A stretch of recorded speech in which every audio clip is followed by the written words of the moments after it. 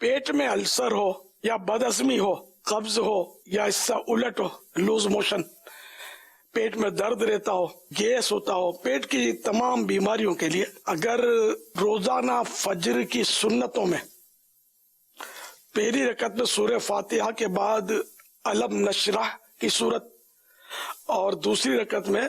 سورہ فاتحہ کے بعد الم تری کیف کی صورت پڑھ لی جائے،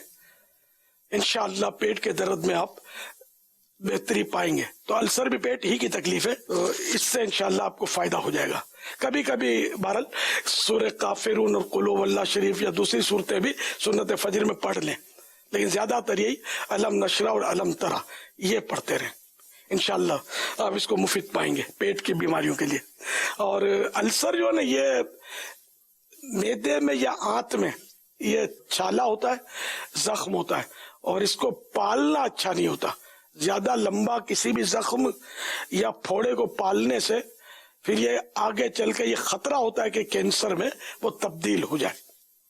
تو جلدی جلدی اس کا علاج کرنا مناسب ہوتا ہے۔ تو پیٹ کا السر جو ہے نا، یہ تیزابیت سے بھی ہو سکتا ہے کہ پیٹ میں تیزابیت ہو یا گیس روک کر رکھے جمع کرتا رہے پیٹ میں، یا یہ کہ تیز مرچیں وغیرہ بعض لوگ کھاتے ہیں، تیز مرچیں بہت کھاتے ہیں، تو ان کی وجہ سے بھی السر ہو سکتا ہے۔ البتہ یہ کہ صحیح رہنمائی تو اس سلسلے میں کوئی ڈاکٹر ہی کر سکتا ہے۔ صلو علی الحبیب صلی اللہ تعالی علی محمد۔